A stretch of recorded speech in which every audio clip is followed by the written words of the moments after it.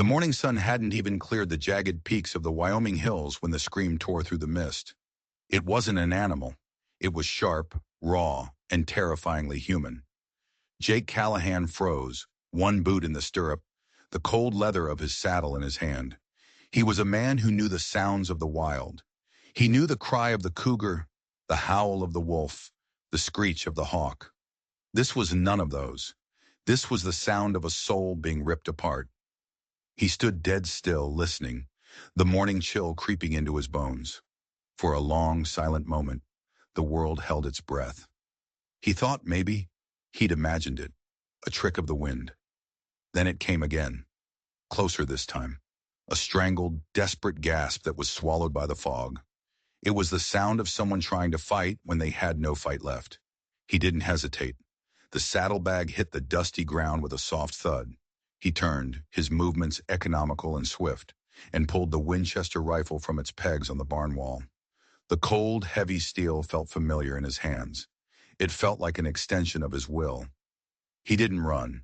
He moved with a purpose that was more intimidating than speed, his boots crunching on the hard, frosted earth as he strode toward the fence line at the edge of his property. The horses in the pasture raised their heads, their ears twitching, but they didn't spook. They smelled no predator they recognized. They smelled man. But something was wrong. The air was thick with a fear that was colder than the frost clinging to the grass. Jake cleared the corner of the barn, his eyes scanning the long, unbroken line of his property fence. And that's when he saw her. She was slumped against the wooden rails like a doll someone had broken and thrown away. Rope, thick and cruel, bit deep into her wrists, tying her to the post. Her ankles were bound beneath her at an unnatural angle. Her dark hair was matted to her cheeks, frozen stiff with ice. A tattered shawl hung from one shoulder, offering no protection from the biting cold. Her lips were blue and cracked. Her face, barely older than a child's, was deathly pale. Jake approached slowly, the Winchester held loosely at his side, his hands raised where she could see them. He was a dozen feet away when her body twitched. Her eyes, which he thought were closed, snapped open. They weren't just scared. They were wild. They were the eyes of a cornered animal, full of fire and a final desperate defiance. "Don't you touch me," she screamed, the words ripping from her throat. Jake stopped in his tracks. His voice, when it came, was low and calm. A stone dropped into a raging river. "I won't," he said. "I swear it on my life." Her chest heaved, each breath a ragged, painful sob. He could see it all now. The dark, ugly bruises that marred the pale skin of her arms, some old and yellowed, others fresh and purple. The shoulder of her dress was torn, and a dark stain that could only be blood crept up the hem. This was no accident. This wasn't some drunken mistake. Someone had done this to her. Someone had tied her to a fence in the middle of nowhere, in the freezing cold, and left her to die. He moved again, slower this time, each step deliberate and careful. He crouched down, pulling the small skinning knife from the sheath on his belt. The blade was sharp, clean, and practical. "My name is Jake Callahan. This is my land. I'm not going to hurt you." She stared at him, her eyes tracking the knife, her body tense to fight or flee, though she could do neither. Yet she didn't flinch when the tip of his blade touched the rope at her wrists. She didn't make a sound as he sawed through the thick fibers, one by one. She just watched him, her gaze unwavering, as if she was waiting for the trick. Waiting for the pain she knew was coming, but it never came. The last strand of rope fell away, and her arms slumped to her sides. He moved to her ankles, the knife working quickly, cleanly. As the final cord parted, her legs gave out from under her. Her knees buckled and she started to fall. Jake moved fast, catching her, but not to lift her, not to hold her. He just eased her fall, guiding her down onto the soft bed of straw he'd spread for the horses earlier that morning. He didn't try to carry her inside. He didn't presume. Instead, he did something strange. He unbuttoned the worn flannel shirt from his own back, leaving him in just a thin undershirt in the freezing air. He folded it carefully, making a soft pillow, and gently slipped it beneath her head. Then he reached for the simple silver locket he always wore around his neck. It was old, tarnished, and engraved with a single word: Mother. He didn't offer it to her. He simply placed it into the crook of her cold, trembling palm, a silent gesture that spoke not of pity, but of shared, unspoken memory. Her lips parted, and a whisper, fragile as a moth's wing, slipped out. My father. He did this. He left me here. Said I was done for, like livestock. Jake's jaw clenched so hard a muscle jumped in his cheek. He looked past her, toward the empty road that led to town. No wagon tracks, no hoof prints, just silence and the endless, indifferent plains. He let out a long, slow breath, the air turning to smoke in the cold. He nodded once. You're not livestock, he said, his voice hard as iron. Not while I'm breathing. He stood, walked back to the barn, and returned with a thick wool blanket and a canteen of water. She drank, her hands shaking so badly she could barely hold it, her eyes still fixed on him, as if trying to solve a puzzle she couldn't comprehend. He didn't ask for her name. Not yet. He knelt again, wrapped the blanket around her shivering shoulders, and said quietly, You'll rest here for now. When you're ready, we'll figure out the rest. She blinked and a single hot tear traced a clean path through the dirt on her cheek. Jake rose, stepped back, and leaned against the fence post he had just freed her from. As he stood there watching over her, he noticed something he'd missed before.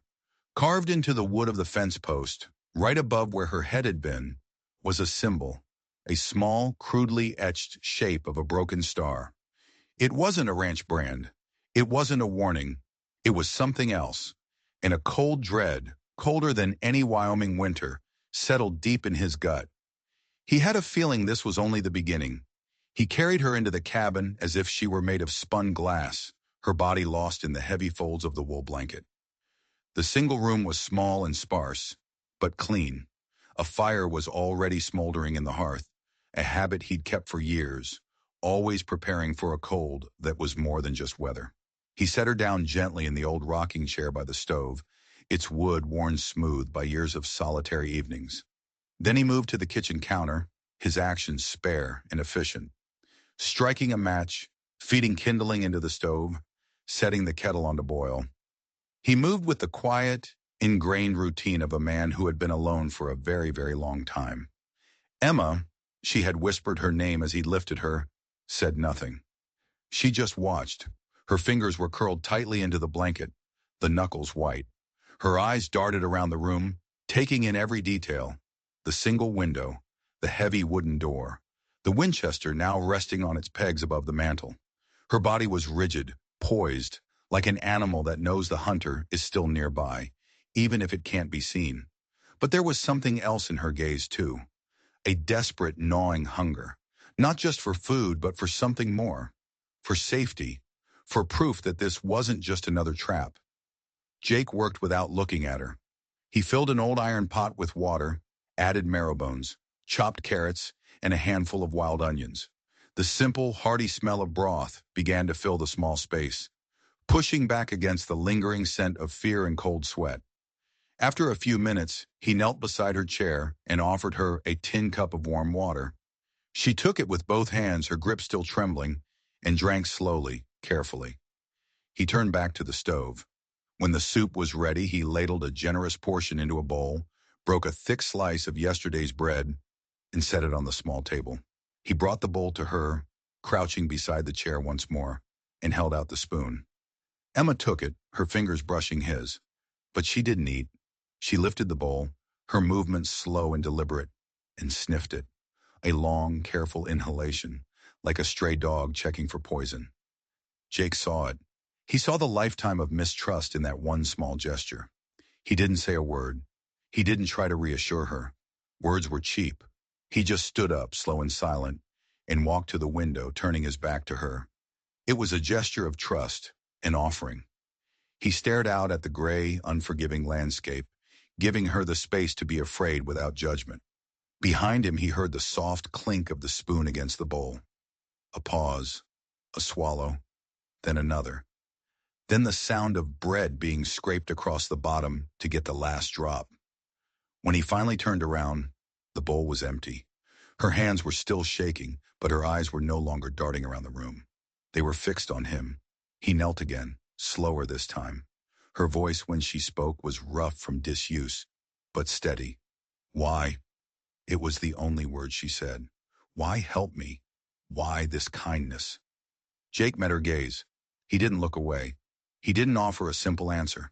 Instead, he reached into his vest pocket and pulled out the silver locket he'd placed in her hand earlier. He held it out on his palm. My mother gave this to me, he said, his voice quiet. The day she died. She told me to hold on to it, that it wasn't worth much, but it was a reminder that even in a world full of takers, a man can still choose to give. Emma stared at the locket, at the simple word engraved on its surface. Her expression was unreadable. Then her eyes flickered down to her own clenched fist. Slowly, hesitantly, she opened her hand. Lying in her palm was another locket. It was identical to his, the same size, the same shape, the same tarnished silver. But engraved on its surface was a different word. Daughter. Jake stared, his blood running cold. It was impossible. A coincidence of this magnitude didn't exist in his world. He looked from the locket in his hand to the one in hers. He looked into her wide, terrified eyes, and he knew, with a certainty that shook him to his core, that this girl hadn't stumbled onto his land by accident. She had been brought here, and the reason why was a secret buried so deep, it might just get them both killed. Jake's mind was a whirlwind. 2 lockets, identical, mother, daughter. It made no sense. He had no sister. His mother had died when he was just a boy, and this locket was the only thing he had left of her. He'd never seen another one like it in his life. He looked at Emma, whose face was a mask of confusion and fear. She was looking at him as if he were a ghost, as if he held the answer to a question she didn't even know how to ask. Where did you get that? He asked, his voice barely a whisper. It was my mother's, she choked out. It's all I have of her. My father said she died when I was born. The story was too similar. It was a distorted echo of his own. Jake felt a dizzying sense of vertigo, as if the solid floor of his cabin had suddenly turned to sand. Who was this girl? What dark thread connected their 2 broken paths? He had 1,000 questions, but he could see the terror blooming in her eyes again. Pushing her now would only break the fragile trust he had just begun to build. He had to be careful. He took a deep breath, forcing himself to be calm. Let's not worry about this now, he said, his voice softer than he intended. You're safe. That's all that matters. He took his own locket and, instead of putting it back around his neck, he placed it on the mantel, next to a chipped porcelain bird his mother had loved, a silent acknowledgement. He then looked at Emma. Get some rest. The bed is yours. I'll take the floor. She hesitated, then gave a small, jerky nod. She was exhausted, her body swaying even as she sat. He helped her to the small bed in the corner, and she collapsed into it, pulling the blankets up to her chin, the silver locket still clutched tightly in her fist. She was asleep in minutes, but it was a troubled sleep, her face twitching, small whimpers escaping her lips. Jake didn't sleep. He sat in the rocking chair by the dying fire, the Winchester across his lap, and watched her. He felt a fierce, terrifying wave of protectiveness wash over him, but it was tangled with a profound sense of unease. The brand on the fence post, the 2 lockets, her father leaving her to die. None of it added up. It felt like pieces of a larger, darker puzzle were slowly falling into place around him, and he and this girl were trapped in the middle of it. He must have dozed off because the next thing he knew, a sound from the bed jolted him awake. Emma was sitting bolt upright, her eyes wide with terror, a silent scream frozen on her lips. She was staring at his back. He had taken his shirt off to use as a pillow for her earlier, and hadn't put it back on, leaving the scars that crisscrossed his skin exposed in the dim firelight. What is that? She whispered, her voice trembling. Jake didn't have to ask what she meant. He knew the landscape of his own back by heart. My father, he said, his voice flat, devoid of emotion. He had a particular way of teaching lessons. No, she said, shaking her head, her eyes locked on a specific point near his shoulder blade. Not those. That, she pointed with a trembling finger. Jake twisted, trying to see what she was looking at, but he couldn't. What is it? The The shape, she stammered. The scars. They make a shape, a pattern. Jake frowned. They were just scars, a messy, chaotic testament to a brutal childhood. He'd never seen any pattern in them. You're not making sense, Emma. Yes, I am, she insisted, her voice rising with a frantic energy. She scrambled out of the bed, her bare feet silent on the wood floor. She came toward him, her fear momentarily forgotten, replaced by a horrifying recognition. She reached out a shaking hand, her finger tracing the air just above his skin. It's a star, a broken star, just like, just like the one on the fence post. The blood drained from Jake's face. He went cold. The brand, the scars on his back, they were the same, but that was impossible. He'd had these scars since he was a boy. He'd never seen that symbol before today. How could she recognize a pattern in the random marks of a whip that he himself had never seen? How could a brand on his fence match the scars on his back? Unless they weren't random at all, and unless the man he called his father wasn't just cruel. He was something else entirely, something tied to whatever horror had left this girl for dead. Suddenly, Jake Callahan, the man who believed he knew every secret of his own lonely life, realized he didn't know himself at all. By the third morning, the invisible poison of gossip had already seeped out of the town of Larkspur and was winding its way up the dusty road to Jake's isolated ranch. A small town doesn't need facts to draw a verdict.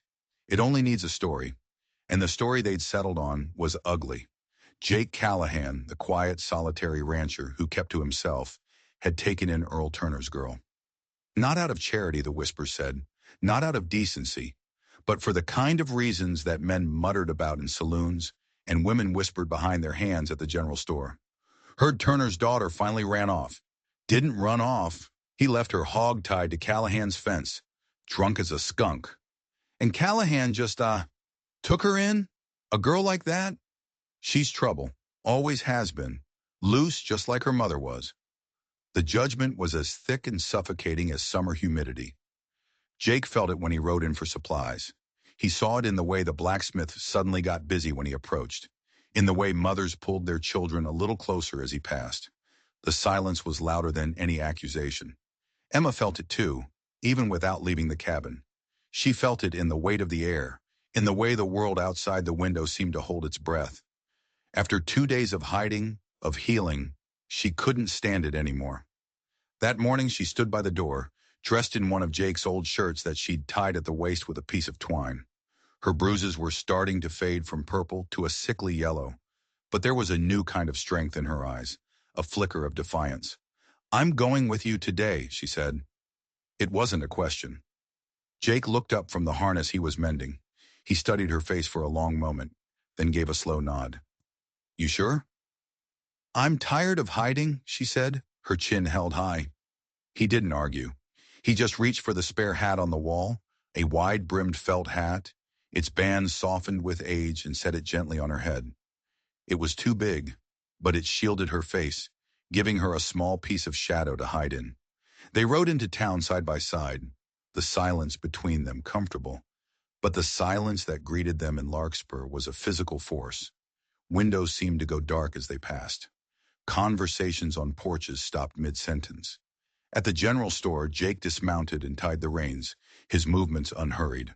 Emma followed, sticking close to his side, her head lowered just enough to watch her step on the dusty street. She was halfway up the wooden steps to the store's entrance when a voice, sharp and brittle as breaking glass, cut through the quiet. "Well, I'll be damned." An old woman dressed in severe black stood in their path, blocking the doorway. It was Mrs. Ellery, the town's self-appointed moral compass, a widow whose tongue was rumored to be sharper than a skinning knife. Her face was pinched and sour, her eyes like 2 chips of ice. "Bringing your filth to town now, are you, Callahan?" she hissed. Jake moved slightly, placing himself partially in front of Emma. "We're not looking for any trouble, Mrs. Ellery." "Too late for that," the old woman sneered, her gaze flicking past Jake to fix on Emma. "Trouble is what that one is made of. She should be in a jail cell, not playing house with a lonely old man looking for a memory." The words were meant to cut, and they did. Emma flinched as if struck. But then Mrs. Ellery did something that wasn't just cruel. It was specific. She leaned down, her old bones creaking, and scooped up a handful of dirt from the street. She didn't throw it at Emma's face or her dress. She hurled it with surprising accuracy, and the clod of dirt struck Emma's boot, right where the locket was tucked away. "You brought his shadow here," the old woman spat, her voice dropping to a venomous whisper that only they could hear. "You wear the mark. You'll be the death of us all. Get out of Larkspur."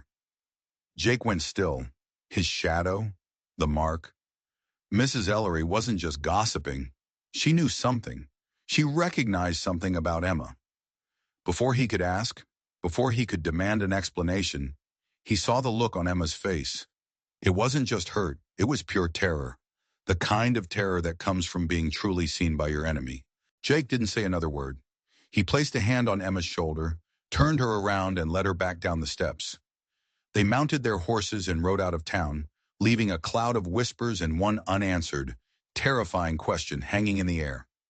Mrs. Ellery hadn't been throwing dirt. She had been delivering a warning. And Jake suddenly understood that the danger wasn't just from Emma's past. It was already here, in Larkspur, hiding behind a veil of piety and judgment. And it knew exactly who they were. Back at the cabin, the silence was heavy, filled with the unspoken words from town. Jake went straight to the barn, needing the familiar, mindless work of mending tack to soothe the unease coiling in his gut. His shadow, the mark. Mrs. Ellery's words echoed in his head. Who was he, and what mark did Emma wear? He thought of the brand on the fence, the broken star. Did the whole town know what it meant? Was their hostility not just judgment, but fear? Inside, Emma closed the cabin door, the sound echoing the sudden closing off of her own spirit. The warmth and safety she had begun to feel within these four walls had been shattered. She crossed to a small side table where Jake kept odds and ends, opened a drawer and pulled out a small, cracked hand mirror. It had been his mother's, left unused for decades. She held it up, and for the first time since he'd cut her down, she truly looked at herself. The bruises were fading, but the memory of the fist that made them was not. The cut on her lip was healing, but the taste of blood was still there. Her eyes, wide and brown, stared back at her like they belonged to a stranger. A haunted, hunted stranger. The girl in the glass was not the girl she remembered being, and she had no idea who she was supposed to become. Was she worth fighting for? Or was Mrs. Ellery right? Was she just trouble? A stain that would ruin anyone who got too close? The mirror slipped from her trembling fingers and clattered onto the floorboards. It landed face down, unbroken. She sank to the floor beside it, curling into a tight ball, and finally let the tears come. Not hot tears of pain or anger, but cold, silent tears of utter desolation. Outside, the wind rustled through the tall prairie grass. Inside, a girl wept for a version of herself she could no longer recognize. And as she cried, her hand instinctively went to her boot, to the small, hard lump of the locket hidden there. She pulled it out, her fingers tracing the word, daughter. It was supposed to be a connection to a mother she'd never known, but now it felt like a curse, a key to a door she never wanted to open. The sky had turned to a flat, steel gray by late afternoon, the kind of sky that promises a storm. Jake had just finished mending the last fence rail when he heard them. Hoofbeats, not the casual trot of a neighbor. These were hard, fast, and arrogant. He didn't reach for his rifle. He didn't move from the post. He just waited, wiping his hands on an old rag, his face a mask of calm. 3 riders crested the small hill that marked the edge of his land. The man in the lead was unmistakable, even from a distance. He rode sloppily, a bottle of whiskey dangling from one hand. Earl Turner, Emma's father. The 2 men flanking him were strangers, hired muscle by the looks of them. One had a nasty, jagged scar that cut across his cheek, the other a lazy eye and a mean-looking smirk. Earl spotted Jake and raised the bottle in a mock salute. "Callahan," he slurred, his voice carrying on the wind. "The hero of the plains. Heard you've been playing nursemaid to my little wildcat." Jake didn't move. "What do you want, Earl?" The 2 hired guns spread out, forming a loose, intimidating semicircle. Earl slid unsteadily from his horse. She's my blood, he spat. You don't just get to claim what's mine. She stopped being yours when you left her for the coyotes, Jake said, his voice dangerously low. Earl let out an ugly, rattling laugh. You think I came here for a family reunion? I came to finish the job. She's a stain on my name, a debt I gotta clear. You keeping her here just makes things complicated. He took a stumbling step forward. I don't want her back. I want her gone. For good this time. She isn't yours to get rid of, Jake replied, each word as heavy as a stone. Earl's face purpled with rage. I sired her, and if I want to end her story, that's my right. Suddenly the man with the scar interrupted, his voice a gravelly sneer. He's not here for his rights, Callahan. He's here on business. Our business. He pushed back his coat, revealing the handle of a pistol tucked into his belt, and burned into the leather of his holster was a familiar symbol, a broken star. Jake's blood ran cold. These weren't just hired thugs. They were connected to the brand, to the shadow Mrs. Ellery feared. Mr. Devlin is a man who likes his accounts settled, the scarred man continued. Earl here made a deal. The girl in exchange for his gambling debts. Earl failed to deliver. Mr. Devlin doesn't like loose ends? So that was it. Earl hadn't just abandoned her, he'd sold her. Before Jake could react, Earl let out a drunken roar of frustration. She ain't even my blood, he screamed, the words tumbling out in a rush of whiskey and resentment.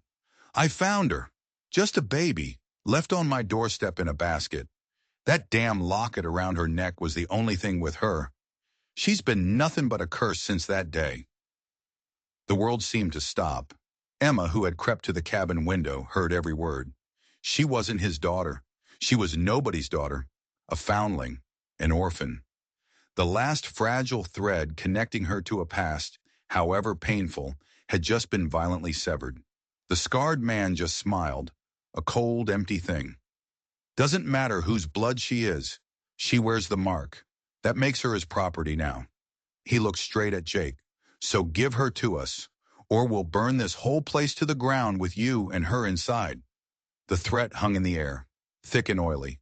Burn it to the ground. For a moment, nobody moved. The wind whistled past the barn, the only sound in a world that had suddenly become very small and very dangerous. Jake's eyes flicked from the scarred man's confident sneer to Earl Turner's drunken, pathetic rage. Then he looked past them, to the cabin, where he knew Emma was watching, her world collapsing around her. He had two choices: give them the girl and live, or protect a stranger and die. It wasn't a choice at all. She's not property, Jake said, his voice calm, but with an edge of steel that cut through the tension. And you're not setting foot on my land. The scarred man chuckled, a low, ugly sound. Brave words, old man. There's three of us, one of you. He started to walk forward, his hand drifting casually toward the pistol on his hip. His partner with the lazy eye began to circle around to Jake's left, a predator testing its prey. Jake didn't move a muscle. He just stood his ground, his gaze locked on the scarred man. Three of you, he agreed softly. But you made a mistake. You came here to my home, and you talked too much. Before the man could even process the words, Jake moved. He wasn't a young man, but his movements were brutally efficient. In one fluid motion, he bent down, scooped up a heavy rock from the dirt, and hurled it. It wasn't aimed at the man's head or chest. It struck him hard on the wrist of his gun hand. There was a sickening crack of bone, and the man screamed, his pistol clattering to the ground as his hand went limp and useless. The man with the lazy eye froze, surprised by the sudden violence. That was all the time Jake needed. He closed the distance in 3 long strides, not with a fancy punch, but with a shoulder tackle that slammed into the man's chest like a battering ram. The air whooshed out of him, and he stumbled backward, landing hard in the dust. It was over in seconds. 2 men down, one with a broken wrist, the other struggling to breathe. Only Earl was left, drunk, terrified, and useless. He stared at Jake, his eyes wide with a mixture of fear and disbelief. He fumbled for his own gun, but his hands were shaking too badly. From the cabin porch, a click echoed in the sudden silence. Emma stood there, the heavy Winchester rifle in her hands. It was almost too big for her, but she held it steady, The barrel aimed directly at what was left of her father. Her face was pale, streaked with tears, but her eyes were blazing with a fire Jake had never seen before. She wasn't a victim anymore. "Get off this land," she said, her voice shaking but clear, "and never come back." The scarred man cradled his broken wrist, his face twisted in pain and fury. "This isn't over, Callahan. Devlin will hear about this. He'll send more than just us next time. He'll send his best." He glared at Emma. "You can't run from him forever, girl. He always collects what's his." He and his partner scrambled onto their horses, hauling the whimpering Earl Turner up with them. They kicked their mounts into a gallop, disappearing over the hill in a cloud of dust and impotent threats. Silence descended again. Jake stood breathing heavily, the adrenaline slowly starting to fade. He looked at Emma, still standing on the porch, the rifle held tight against her shoulder. She hadn't lowered it. He walked toward her slowly. When he reached the steps, he looked at her, then at the rifle, then back at her. "I didn't know you knew how to shoot," he said quietly. "I don't," she whispered, her voice cracking. "I just knew I couldn't let them take me." She finally lowered the gun, her arms trembling from the weight and the strain. She looked at him, her eyes filled with a universe of pain and questions. She wasn't Earl Turner's daughter. She was a nobody, a foundling, branded with a mark she didn't understand, hunted by a man named Devlin she'd never met. Jake reached out and gently took the rifle from her hands. Their fingers brushed, and a spark of connection, of shared survival, passed between them. "You're not nobody, Emma," he said, his voice rough with an emotion he couldn't name. He looked toward the horizon where the riders had vanished. "And this is your home now. Whoever this Devlin is, if he wants you, he's going to have to come through me." He said the words with absolute certainty, but in the back of his mind a cold fear was growing. "He'll send his best," the man had said. Jake had a terrible feeling that their victory today hadn't ended a threat. It had just started a war. The storm that had been threatening all day finally broke that night. The rain coming down in hard, angry sheets, pounding against the roof of the small cabin. Thunder rolled across the plains, a low, mournful sound that seemed to echo the turmoil inside. Jake and Emma sat at the small table, the lantern casting a pool of flickering golden light between them, creating an island of warmth in the vast, dark night. For a long time, neither of them spoke. The revelations of the day were too raw, too big to be contained by mere words. Emma wasn't who she thought she was. She was adrift, her entire life a lie built by a drunken, bitter man. Jake, who had prided himself on his simple, uncomplicated existence, was now neck-deep in a conflict with a shadowy figure named Devlin, a man who branded people like cattle. Finally, Emma broke the silence, her voice small against the roar of the storm. "I was 15 the first time he tried to sell me." Jake didn't look at her. He kept his eyes on the swirling patterns the rain made on the windowpane. He just listened. "He lost a card game," she continued, her voice gaining a little strength, as if speaking the truth out loud for the first time was a release. "To a trapper passing through. He said I could clear the debt. The trapper looked me over like I was a horse at auction. He walked around me, poked my ribs, said I was too skinny. Damaged goods, he called me. In the end, he decided I wasn't worth the money Earl owed him." She pulled her knees up to her chest, wrapping her arms around them tightly. "Earl beat me for a week after that. Said I'd embarrassed him. Said I was a curse that even a desperate man didn't want." Her voice dropped to a choked whisper. "He told me I was the reason his wife died, the reason he drank, the reason the world was cruel, because I existed." Jake's hands clenched into fists on the table. He knew that kind of poison. He had been fed it his entire childhood. Without a word, he stood up, unbuttoned his shirt, and turned his back to the firelight, letting the flickering flames illuminate the scarred tapestry of his past. Emma's breath caught in her throat. She had seen the scars before, but now in the stark light, she saw them with new eyes. She saw the story they told. "Who did that to you?" she whispered. "My father," Jake said, his voice flat and hard. "He believed obedience was the price of love, and I was never willing to pay." He let the silence stretch for a moment, letting the shared truth of their pain settle in the small room. Then he reached into his vest and pulled out the locket, the one that said Mother. He turned back to face her and placed it gently on the table between them. This is the only thing I have from her, he said.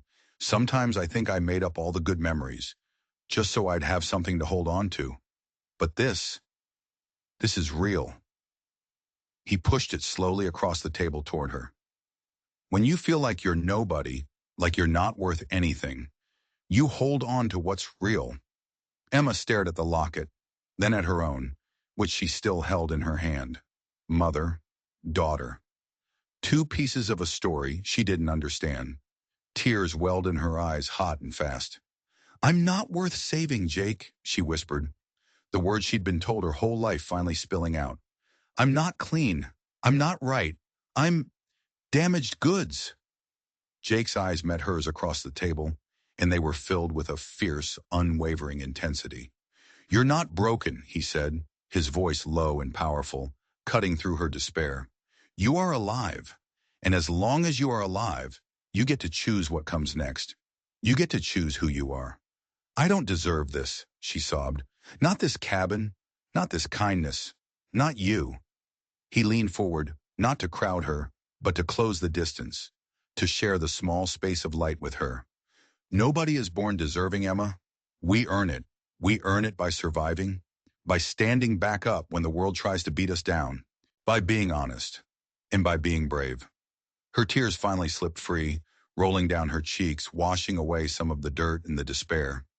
She looked at him, this quiet, scarred man who had offered her shelter not just from the storm outside, but from the one raging inside her. And for the first time in her life, she felt a flicker of something she had never dared to feel before. Hope. The wind howled, rattling the windows. But inside the small cabin, something new and fragile was taking root in the space between two broken people. It wasn't love. Not yet. It was something far more fundamental. It was recognition. It was the profound, life-altering realization that you are not alone in your scars. And just as that thought settled between them, a new sound cut through the storm. It wasn't the wind. It wasn't the rain. It was the splintering crack of the cabin door being kicked in. The door flew open with a deafening crash, slamming against the inside wall. Rain and wind exploded into the room, extinguishing the lantern and plunging them into near darkness, lit only by the dying orange embers in the hearth. Two figures, silhouetted against the stormy night, filled the doorway. They were huge, dressed in long, dark coats that whipped around them in the gale. Jake reacted on pure instinct. He shoved the table sideways, flipping it over to create a makeshift barricade, and in the same motion, grabbed Emma's arm and pulled her down to the floor behind it. Stay down, he yelled over the roar of the storm. A flash of lightning illuminated the room for a split second, and Jake got a glimpse of their faces. It wasn't Earl or the men from before. These were new men, their faces hard and emotionless, like stone, and they both carried rifles. They were professionals.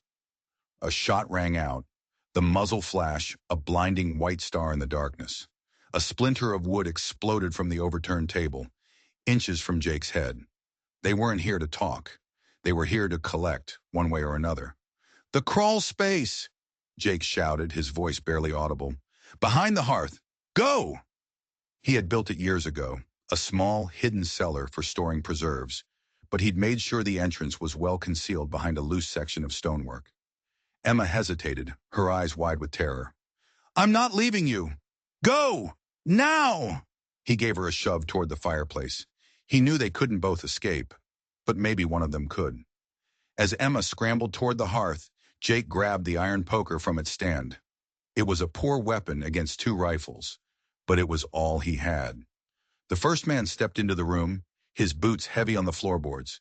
He was big, a mountain of a man, moving with a calm, predatory confidence. Another flash of lightning lit up his face, and Jake saw it, burned into the side of the man's neck, a small, ugly brand. The broken star. Devlin's men. His real men. Jake didn't wait for him to aim.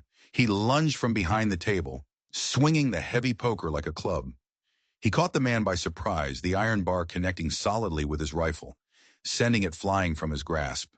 The man grunted in pain and surprise, but he was fast. He swung a massive fist that caught Jake in the ribs, knocking the wind out of him and sending him stumbling backward. The second man entered, raising his rifle. But before he could fire, a section of the stone hearth behind him swung open. Emma leaped out, not with a weapon, but with the heavy iron pot of stew, which was still simmering on the fire. With a desperate cry, she swung it with all her might, smashing the pot, full of boiling water and bones, against the side of the man's head. He screamed, a high, thin sound of agony as the scalding liquid splashed across his face and neck. He dropped his rifle, clawing at his face, and staggered blindly out the door and into the storm. One down. The first man, momentarily distracted, turned toward Emma, his face a mask of murderous rage. That was the opening Jake needed. He surged forward, driving his shoulder into the man's stomach. They crashed to the floor, rolling in the dark, a chaotic tangle of limbs.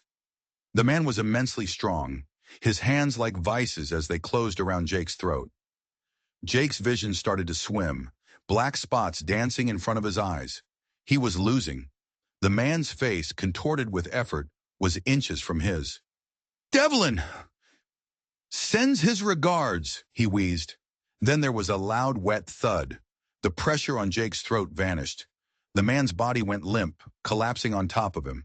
Jake shoved the dead weight off and gasped for air, his lungs burning. Emma stood over them, her chest heaving, her eyes wild. In her hand, she held the cast-iron skillet from the stove, its surface now dented and dark with blood. They stared at each other in the dim, flickering light from the hearth, the sound of the storm and their own ragged breathing filling the silence. They had survived, but the floor of Jake's quiet cabin was now stained with blood. They had crossed a line, and they both knew that Marcus Devlin wasn't a man who would take this loss lightly. He wouldn't just send his men next time. Next time, he would come himself. And as Jake looked at Emma, this girl who had been broken and abandoned, who had just fought with the ferocity of a cornered wolf to save his life, he realized something profound. He wasn't just protecting her anymore. They were in this together, and their fight for survival had just become a fight to the death. The storm passed just before dawn, leaving behind a world washed clean and deceptively peaceful. The air smelled of wet earth and pine, and the rising sun painted the clouds in shades of pink and orange. But inside the cabin, the peace of the morning felt like a cruel joke. The body lay on the floor, a grim, silent testament to the violence of the night. They had dragged the other man, the one Emma had scalded, out into the yard.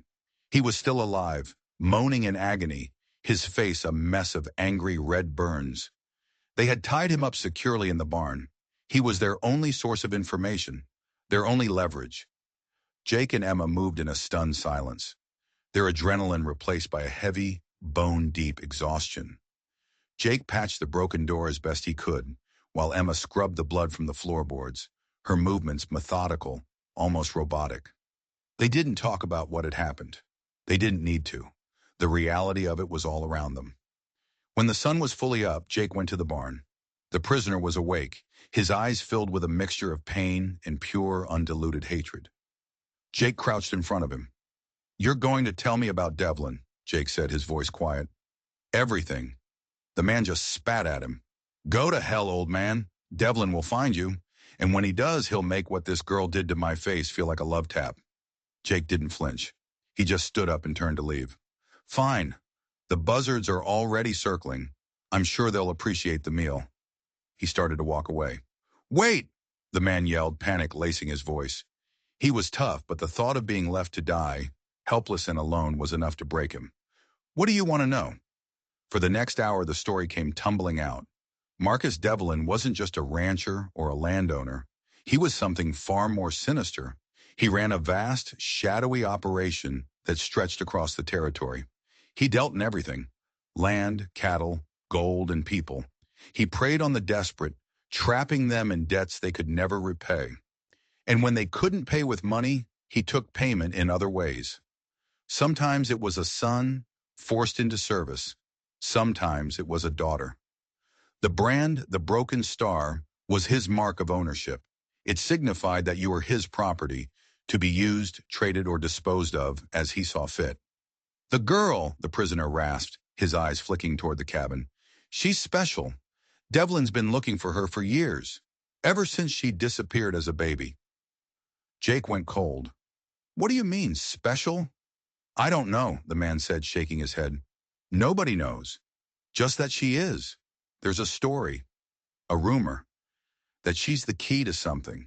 Something Devlin wants more than anything else. He looked at Jake, a flicker of something that might have been pity in his pain-filled eyes. You have no idea what you stepped into, old man. You think you're protecting some poor orphan girl, but you're hiding the one thing that can bring Devlin's entire empire down. The world tilted on its axis. Emma wasn't just a random victim. She wasn't just collateral for a drunken gambler's debt. She was a key. She was the center of the whole dark mystery. Suddenly, things started to click into place.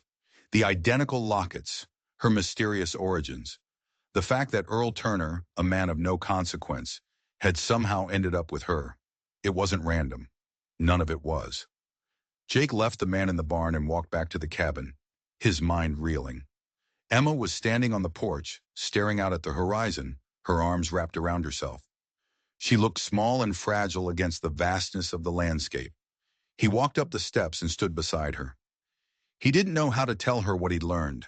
How could he tell her that her life wasn't her own, that she was a pawn in a game she didn't even know she was playing?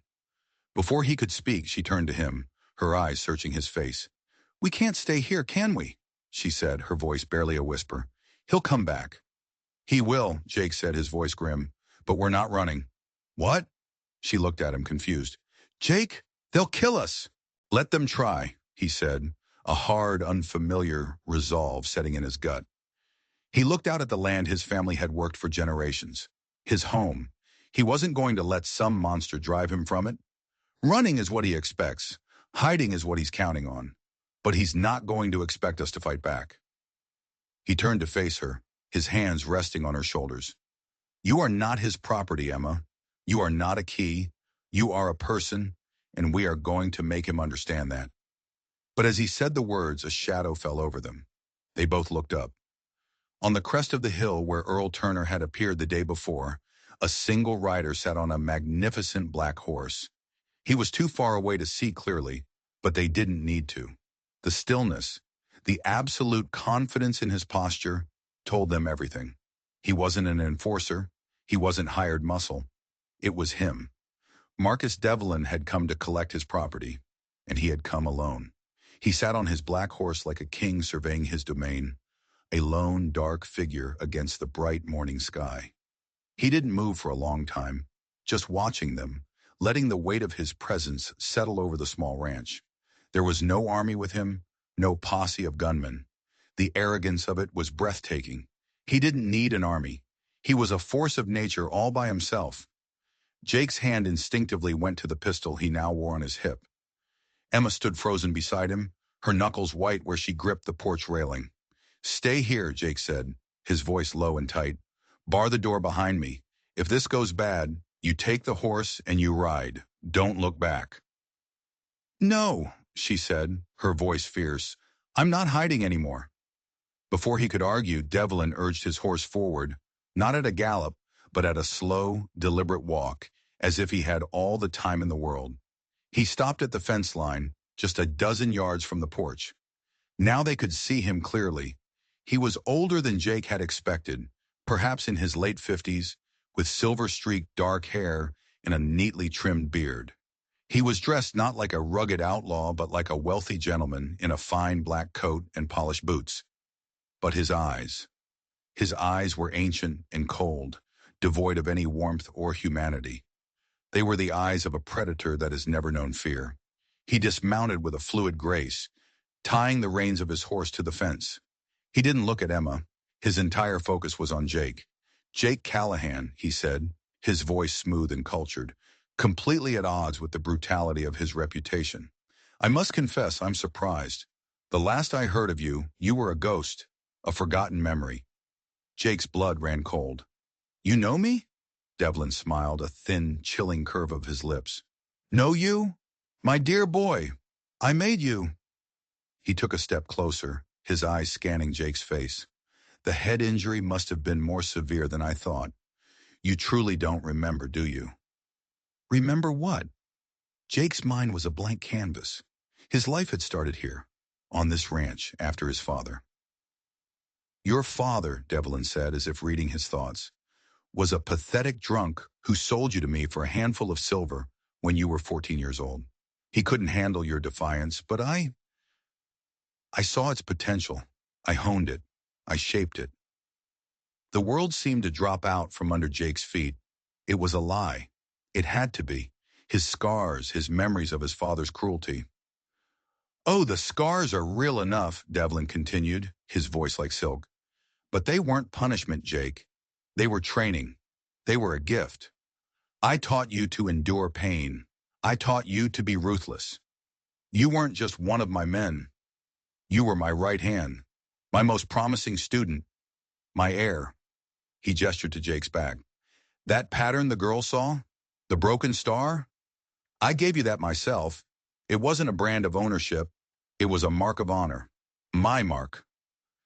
Jake stared at him, speechless, his entire identity shattering like glass. The solitary rancher, the man of quiet principles. It was all a fiction, a life he had built on the ruins of a memory he didn't know he'd lost. He was one of them. He was one of the monsters. You tried to leave me, of course, Devlin said, his voice taking on a regretful tone. Took the girl with you, an act of rebellion I almost admired. He finally looked at Emma, his cold eyes assessing her. I see you failed to protect her after all. It seems my teachings didn't stick. Emma gasped, her hand flying to her mouth. Jake stared at her, then back at Devlin, his mind struggling to piece together the impossible. What? What are you talking about? What girl? Devlin's smile widened. Why, her, of course. He gestured toward Emma. You brought her to me when she was just a baby, the last of her line, the key to a fortune your simple, amnesiac mind couldn't possibly comprehend. But then you had a crisis of conscience. You stole her back in the middle of the night, faked her death in a fire, and left her on the doorstep of the most useless drunk in the territory, hoping I'd never find her. You got away, but took a bullet to the head for your troubles. It scrambled your memory, it seems. A blessing, perhaps. The man you used to be. You wouldn't like him very much. It was too much. The lockets, her origins, his past. It was all connected. He hadn't found her by chance. He had been protecting her subconsciously for her entire life. His solitary existence wasn't a choice. It was a penance for a life he couldn't remember living. Now, Devlin said, his voice turning hard as granite, I've come to reclaim my property. Both of you. You will return to my service, Jake. And the girl. The girl will fulfill her purpose. He took another step forward. Give her to me, and I will forgive your betrayal. Jake looked at Emma. He saw the horror and betrayal in her eyes. The man who had saved her was the same man who had damned her from birth. The kindness he had shown her was a lie, a shadow of the monster he truly was. He saw the trust she'd placed in him die in that single horrifying moment. And in that same moment, Jake Callahan made a choice. He might not remember the man he was. He might be a monster, but he knew, with every fiber of his being, the man he wanted to be. No, Jake said, his voice raw. He drew the pistol from his hip. Her life is her own, and so is mine. Devlin just sighed, a look of profound disappointment on his face. A pity, he said. I truly did have such high hopes for you. He raised his left hand and made a small, almost imperceptible gesture. And from the barn behind Jake, from the tall grass, from the woods at the edge of the property, figures began to rise. An army. They had been there all along, silent and unseen, waiting for the signal. Devlin hadn't come alone after all. He had just wanted to be the one to watch Jake's face when his entire world came crashing down. The trap was sprung. At least a dozen men materialized from the landscape, rifles in their hands, forming a tightening circle around the cabin. They moved with the silent, disciplined coordination of a wolf pack.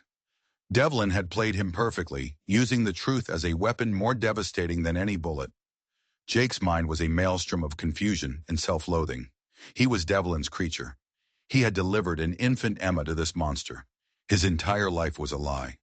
He looked at Emma, and the look in her eyes, a shattered mix of terror and betrayal, was a physical blow. The fragile trust they had built was gone, incinerated by the sins of a past he couldn't even remember.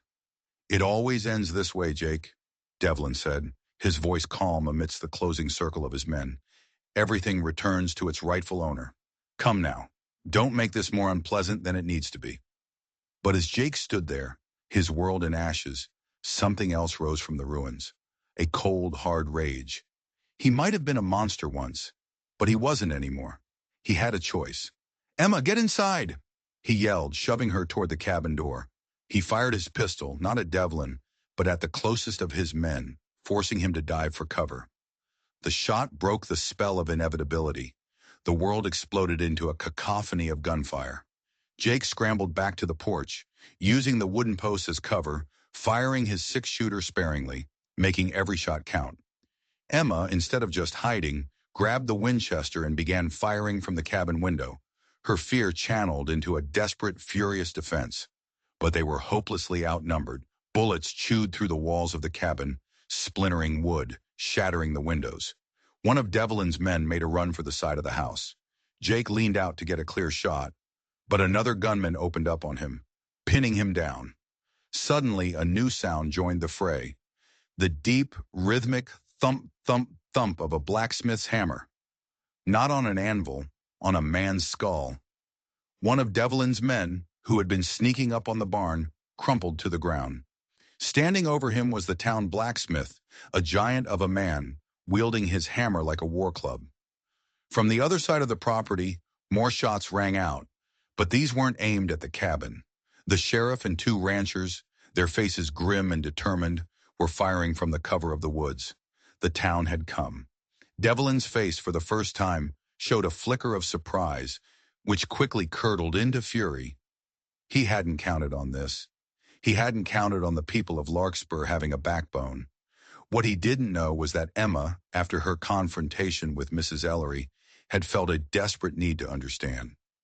She had ridden back to town alone the next day, not to confront the old woman, but to ask her a question. What did you mean? What mark?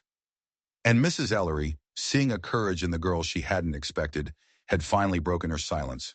She told Emma a story of her own son, a boy who had fallen into debt with Devlin years ago and had been taken as payment, never to be seen again.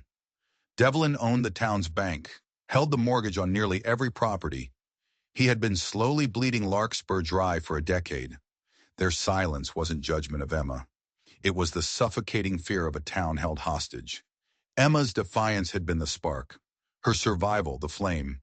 When they saw Devlin's army descend on the ranch, they had finally decided they would rather die on their feet than live on their knees. The tide of the battle turned.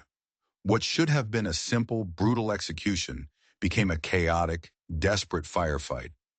Devlin, seeing his advantage slipping away, roared in frustration. His eyes found Jake. This was personal now. He drew a fine, silver-inlaid pistol from his coat and strode forward, firing directly at Jake, ignoring the chaos around him. Jake met his charge, his own pistol empty. He threw the useless gun at Devlin and tackled him, sending them both crashing to the dirt.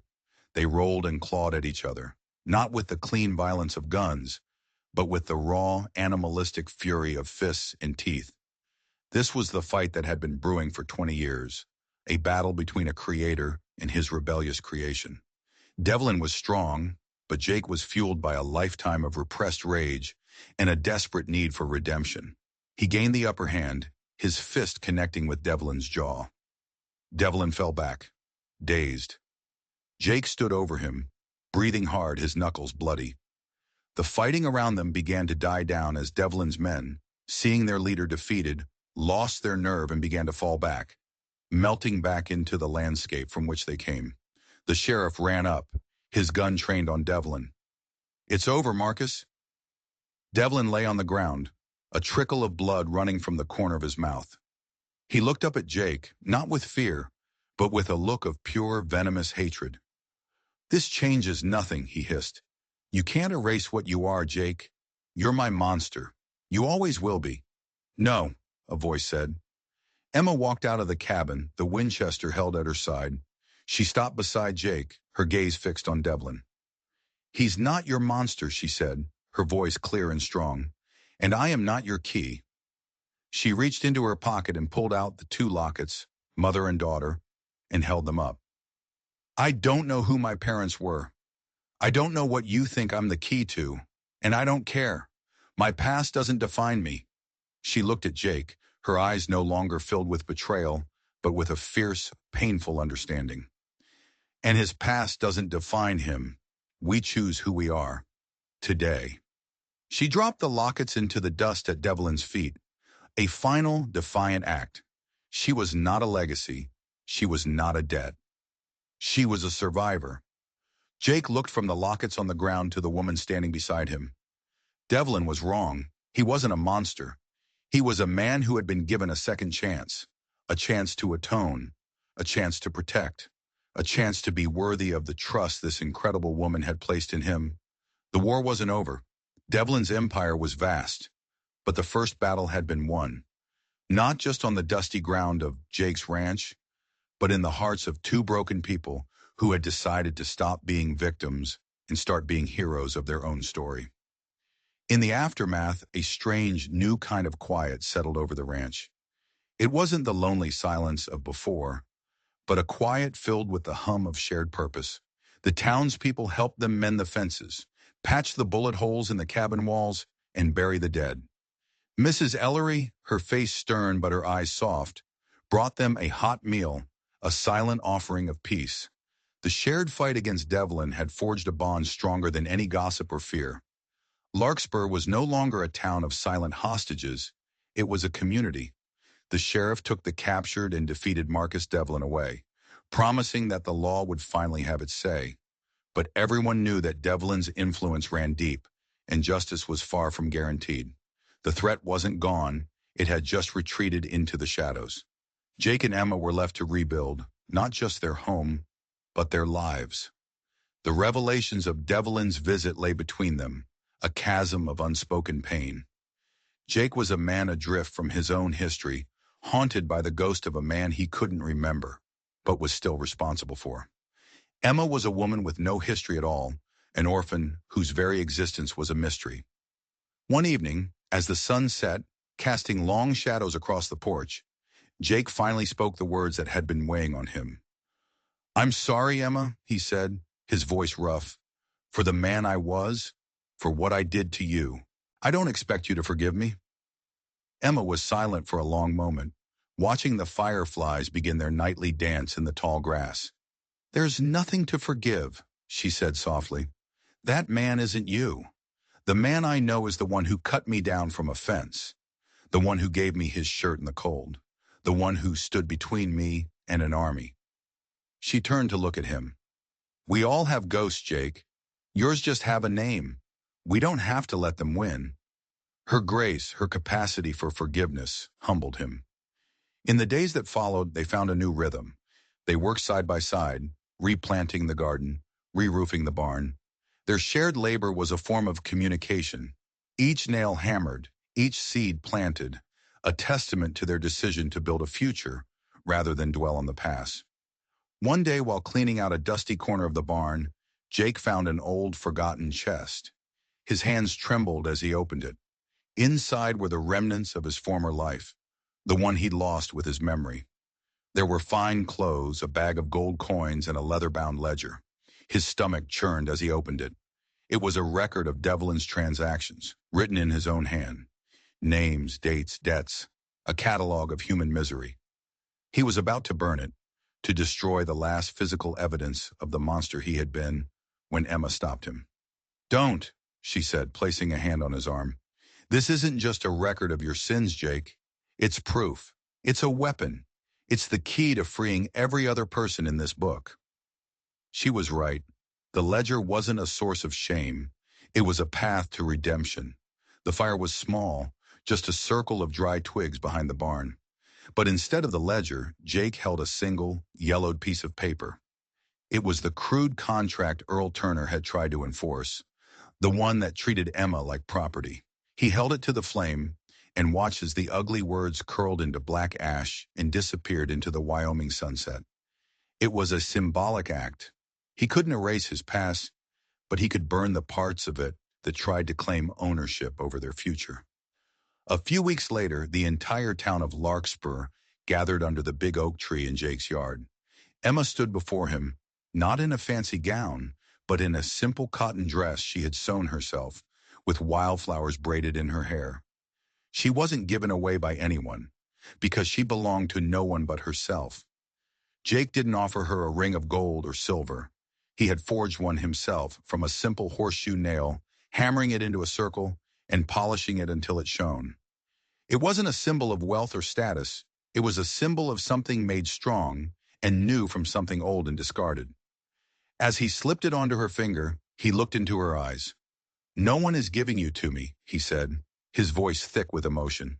"You came here on your own, and I am proud to stand beside you." Emma didn't cry. She just smiled. A real, brilliant smile that seemed to light up the world. They didn't speak of love in flowery promises. They didn't need to. Their love had been forged in fire and fear, tested by blood and betrayal. It was a quiet, rugged, and unbreakable thing. As they stood there hand in hand, surrounded by the community they had helped to save, they weren't just two lonely souls who had found each other. They were two warriors who had found their peace. That night they sat together on the porch, Emma in the rocking chair, Jake on the steps. The stars came out, bright and clear in the vast dark sky. The world ahead was still uncertain. Devlin was still out there. But for the first time they weren't afraid. They had each other. They had a home. And they had a choice. "Even in Mr. Callahan," Emma whispered into the quiet of the night. Jake reached for her hand, his calloused fingers lacing through hers. "Even in Mrs. Callahan," he replied. And as the wind rustled through the leaves of the old oak tree, it carried the last ashes of their old lives far into the darkness, leaving behind something far more precious than a forgotten past, a hard-won, beautiful future. If this story of survival, redemption, and a love forged in the heart of the Wild West spoke to you, then you found your home. We tell the tales of the forgotten, the broken, and the brave, the ones who stood up when the world told them to kneel. Don't forget to subscribe and hit that notification bell, because our stories are a reminder that even in the deepest darkness, a single spark of courage can start a fire that changes everything. If you believe that our past don't have to define our future, let us know in the comments below. Until next time, ride true and never let anyone tell you who you are.